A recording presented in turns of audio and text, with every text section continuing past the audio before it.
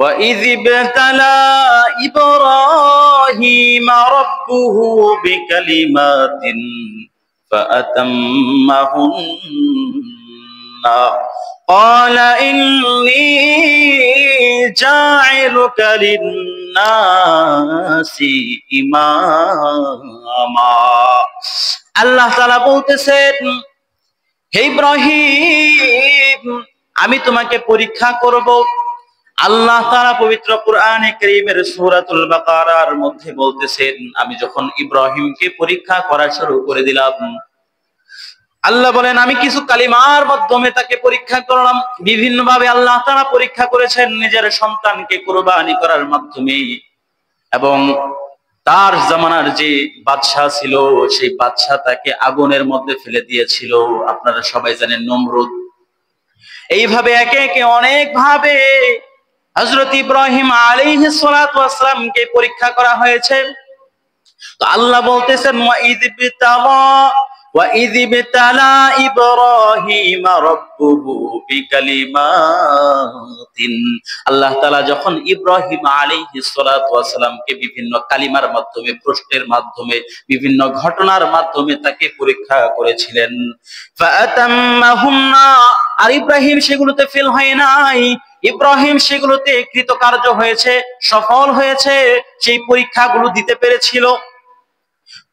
যেহেতু তিনি পরীক্ষার মধ্যে ফার্স্ট হয়ে গিয়েছে, ইন্নী জাইলুকা লিন্নাসি ইমামা, তো আল্লাহ তাআলা বললেন, হে ইব্রাহিম, আমি তোমাকে মানুষদের জন্য নেতা বানিয়ে দেব।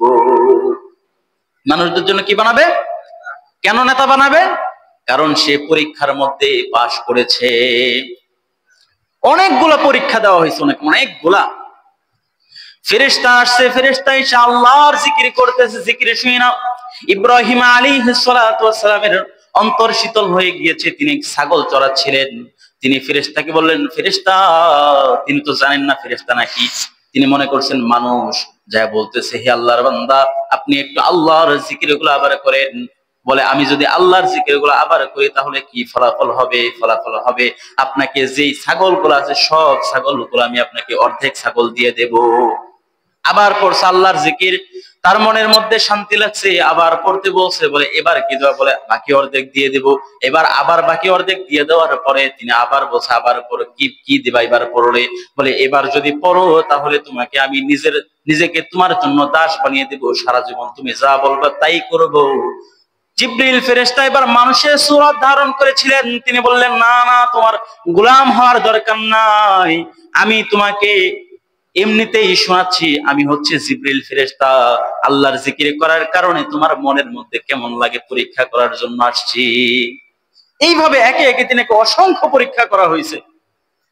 যেহেতু পরীক্ষায় তিনি ফার্স্ট হয়েছেন, ফার্স্ট হওয়ার কারণে আল্লাহ বলছেন, ইন্নী জাইলুকা লিন্নাসি ইমামা, আমি তোমাকে মানুষদের জন্য ইমাম বানিয়ে দেব। মসজিদের ইমাম না, ইমাম মানে নেতা, পুরো বিশ্বের নেতা বানিয়ে দিব।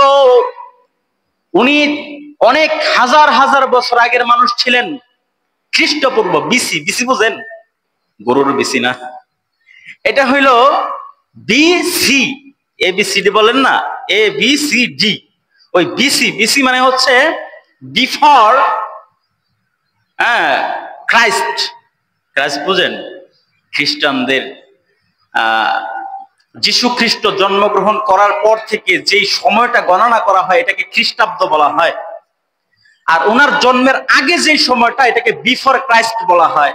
মানে যিশু খ্রিস্টের জন্মের আগের সময়, এই যিশু খ্রিস্টের জন্মের আগের সময়কে বলা হয় বিসি। বলা হয়ে থাকে ইব্রাহিম আলাইহিস সালাতু ওয়াস সালাম নবী ঈসা আলাইহিস সালাতু ওয়াস সালামের জন্মের 2000 বছর আগে তিনি পৃথিবীতে ছিলেন। আবার ইসলামী ইতিহাস অনুযায়ী আরো আগে হতে পারে, এটা অনেকে বলে থাকে। ইব্রাহিম আলাইহিস সালাতু ওয়াস সালামকে আল্লাহ অসংখ্য পরীক্ষা করেছেন।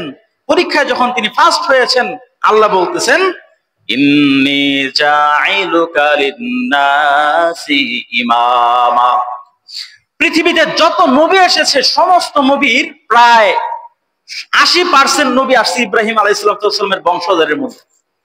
ওনার বয়স যখন 90 থেকে 96 বছর হয়ে গেছে, এমন সময় আল্লাহ বলতেছে যে তোমার সন্তান হবে। আমি তো বুড়া হয়ে গেছি, চুল পাইকে গেছে, হাড্ডি দুর্বল হয়ে গেছে, আমার সন্তান কেমন হবে? এখন তো আর ইঞ্জিনের শক্তি নাই, তো কেমনে সন্তান হবে? আল্লাহ তাআলা বলছে হবে তো হবে, শেষ, আল্লাহ সবই পারে। ইন্নাল্লাহা আলা কুল্লি শাইইন কাদির। আমাদের দেশে বুড়া মানুষের সন্তান হইলে আবার লজ্জার চোখে দেখে আর কি অনেকে। যাই হোক, এক একজনের এক এক দৃষ্টিকোণ।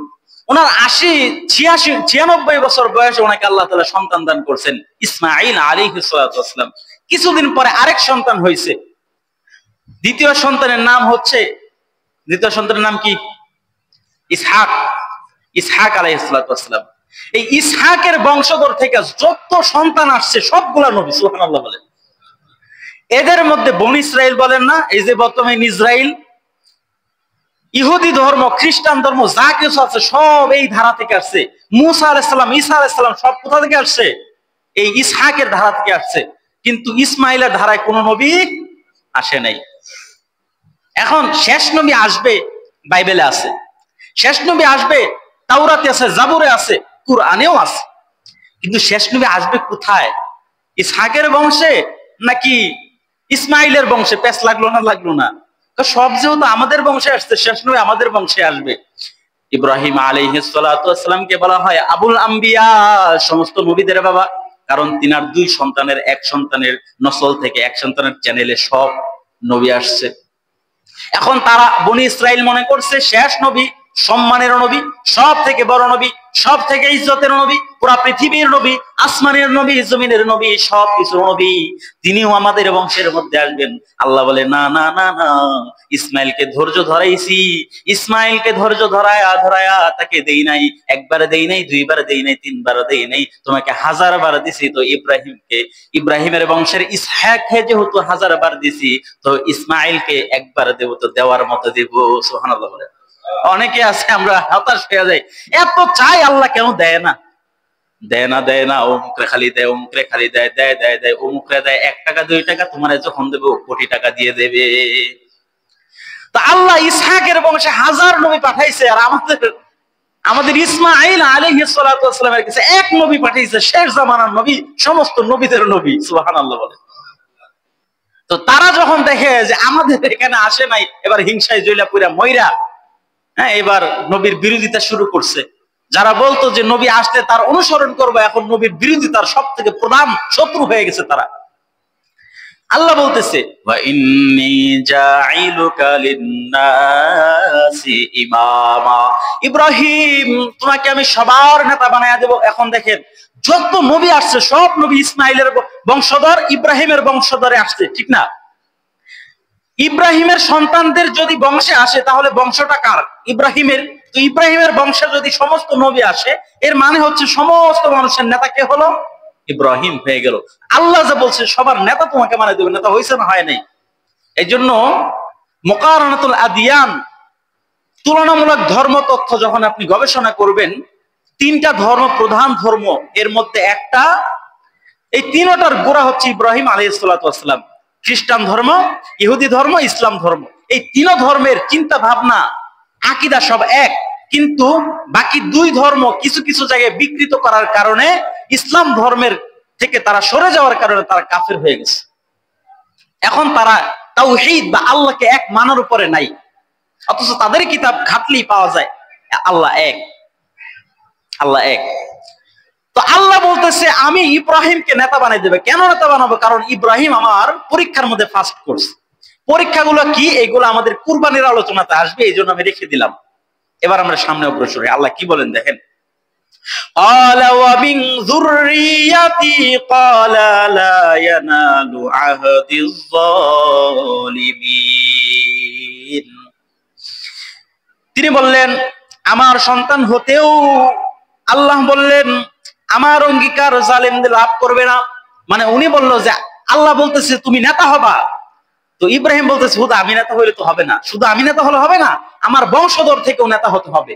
না না, তোমার বংশধরের মধ্যে বনী ইসরাইল কিছু আছে, নবীদেরকে কুরবানি করে দিছে, নবীদেরকে জবাই করে দিছে, তারা নবীদের উপর জুলুম করেছে, মারামারি কাটাকাটি হিংসা ফাসাদ অন্যায় বিচার জুলুম করেছে, এই জন্য তাদের মধ্যে ইমাম হবে না। শুধুমাত্র নবীদেরকে আল্লাহ তাআলা সম্মান দিয়েছেন। বনি ইসরাইলের নবীরা সব থেকে সম্মানিত, কিন্তু বনি ইসরাইলের নবীরা ছাড়া যারা সাধারণ বনি ইসরাইল আছে এরা খুব ভেজাইল্লা। তো ইব্রাহিম আলাইহিস সালাম যখন বলতেছে যে আমার বংশধর থেকে ইমাম হবে, বলে না, এটা দেওয়া হবে না, কারণ তোমার বংশধর অনেক জালেম আছে। কি আছে? সূরা বাকারা পড়লে বোঝা যায় কি পরিমাণ জালেম। বর্তমানে তো আপনারা দেখতেই আছেন।